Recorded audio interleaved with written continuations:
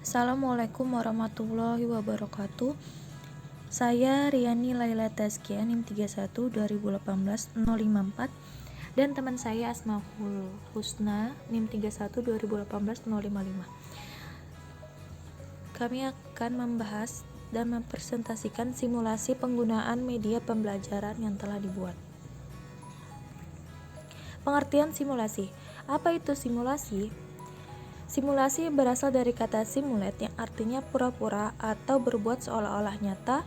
Simulasi sebagai metode penyajian ialah suatu bentuk usaha untuk memperoleh pemahaman suatu prinsip atau keterampilan tertentu melalui proses kegiatan atau latihan serta situasi tiruan. Tujuan penggunaan media pembelajaran melalui simulasi kelas yaitu melatih keterampilan tertentu baik yang bersifat keahlian maupun keterampilan, dapat memperoleh pemahaman tentang suatu pengertian atau prinsip, melatih dalam memecahkan suatu masalah. Manfaat penggunaan media pembelajaran melalui simulasi kelas. Manfaatnya yaitu yang pertama dapat meningkatkan aktivitas belajar siswa, kedua memberikan motivasi untuk bekerja sama dalam kelompoknya, dan ketiga melatih siswa untuk memahami dan menghargai suatu pendapat orang lain. Prinsip penggunaan model simulasi dalam belajar. Di antaranya simulasi dilakukan oleh kelompok siswa. Tiap kelompok mendapat kesempatan melaksanakan simulasi yang sama atau dapat juga berbeda. Semua siswa harus terlibat langsung menurut peran masing-masing.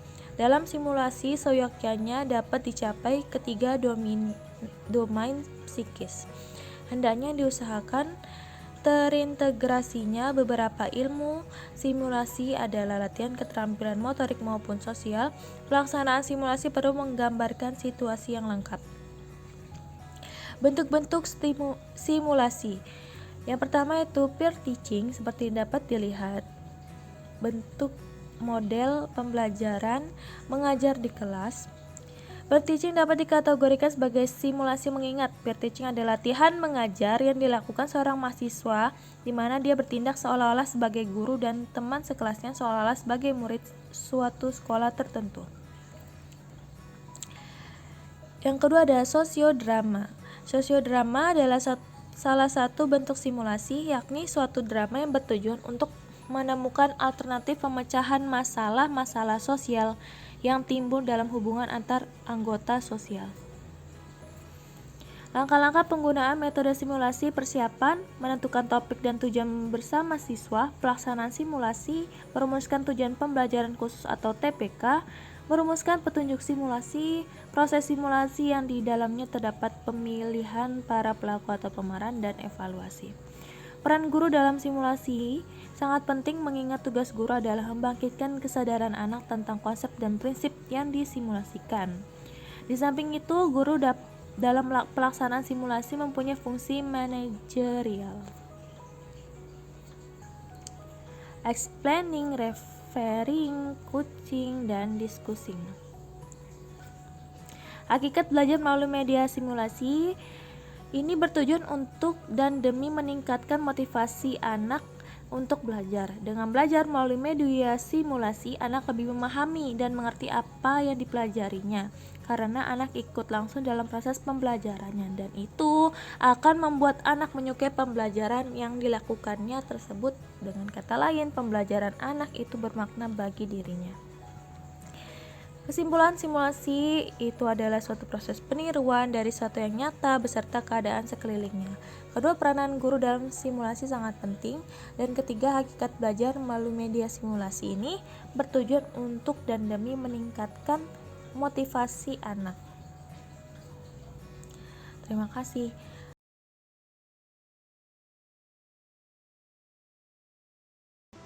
Adapun materi pokok pembahasan yang akan saya sampaikan di sini adalah berbagai informasi dalam artikel pelajaran kelas 12 semester genap. Assalamualaikum anak-anak. Gimana kabarnya semua? Semoga sehat-sehat ya. Hasil UTS kemarin gimana? Memuaskan tidak? Semoga saja semua memuaskan. Ditambah giatkan lagi belajar. Yang tidak hadir hari ini ada berapa orang? Ada 3. Siapa aja itu? Bayu, Cynthia, sama Meli. Nah, sudah siap belajar semua? Dirapikan, bangku-bangkunya semua dirapikan. Ketua kelas, dulu kita bersama-sama ya.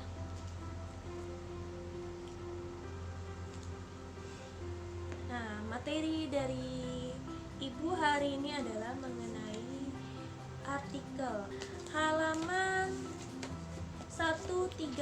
Nah, menyajikan gagasan melalui artikel. Ketua kelas tolong disiapi dulu proyektornya. Oke, sudah dibuka semua. Sekarang kita mulai belajar ya nak ya.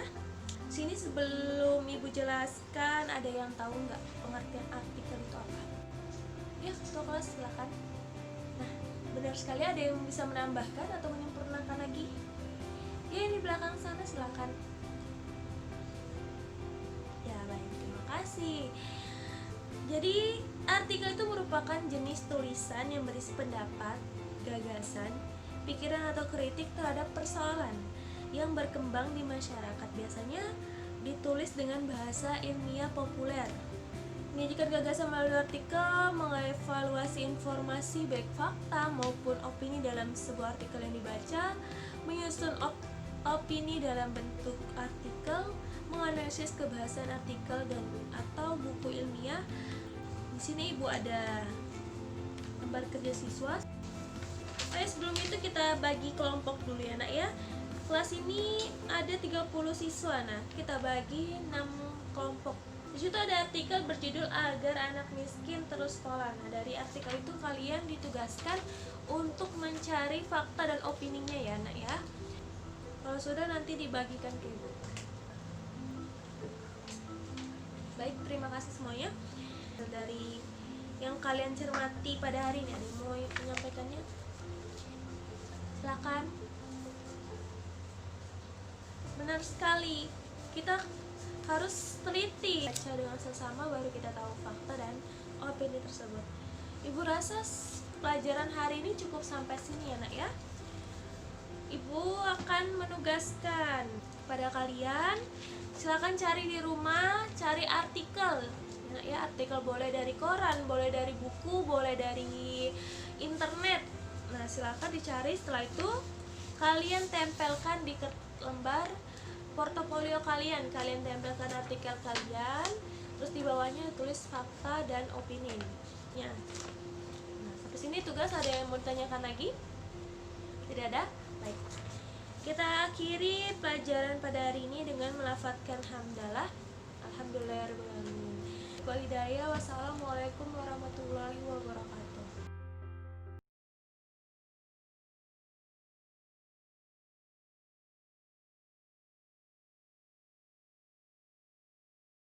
Pada suatu hari di sebuah kerajaan terdapat 3 orang pangeran yang hendak berpamitan kepada kedua orang tuanya dengan tujuan ingin hidup mandiri. Baiklah, silakan.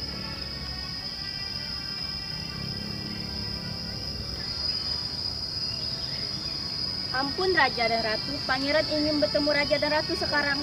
Persilakan masuk. Baik. Pangeran Sapurba, Pangeran Nila Pahlawan, Pangeran Krishna Pandita datang menghadap Raja sekarang.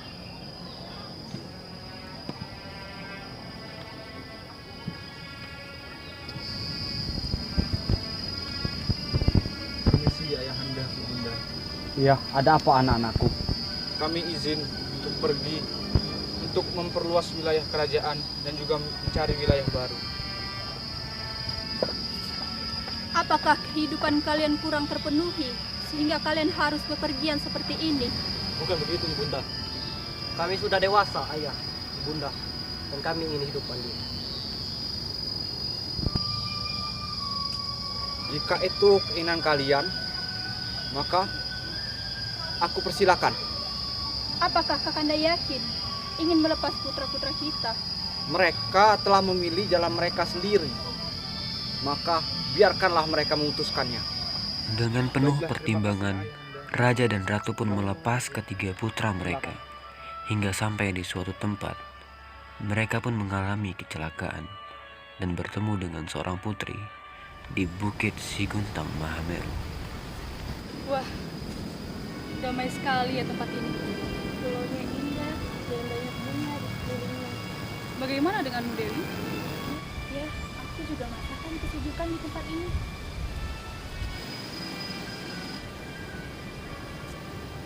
Wah, Dewi. Nampaknya ada kejadian di sebelah sana. Ya, aku juga melihat sebuah kapal yang kecelakaan di sana. Sebaiknya kita laporkan kejadian ini kepada Tuan Putri. Oke, baiklah.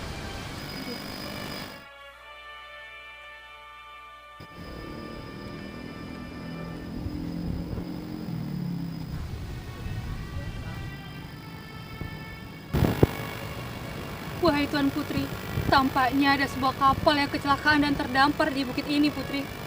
Iya, Tuan Putri. Ada 3 pemuda yang naik kapal naas tersebut. Tampaknya mereka sedang kelaparan dan luka-luka, Tuan Putri. Siapa mereka?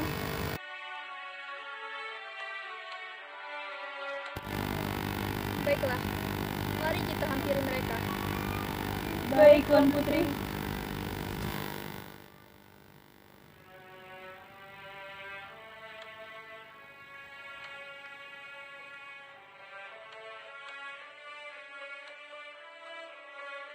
Bagaimana saudara-saudaraku keadaan kalian? Kakanda, kami masih sangat kelaparan. Benar, Kakanda. Sejak kapal kita terdampar, kita belum memakan apapun.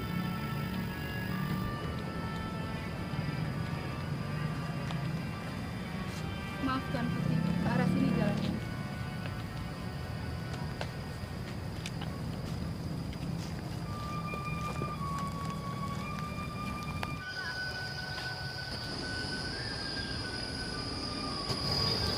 Wahai pemuda, kenapa kau bisa kecelakaan dan terdampar di bukit ini? Tujuan kami adalah pergi ke negeri seberang, dan rencananya kami akan berangkat ke sana agar tidak menyusahkan ayah dan ibu kami. Tetapi di perjalanan ombak besar menghantam kapal kami. Kami pun terdampar di bukit ini. Kelihatannya kalian semua luka-luka dan kelaparan. Apa yang bisa saya bantu? Kami membutuhkan sedikit obat-obatan serta perbekalan untuk melanjutkan perjalanan kami. Sembari kami memperbaiki kapal kami yang rusak. Baiklah kalau begitu. Mari ikuti aku dan Dewiku untuk mengobati luka-luka kalian. Wahai Putri, hatimu sungguh baik sekali. Sudah seharusnya aku menolong kalian, karena tolong menolong itu penting. Terima kasih, Tuan Putri.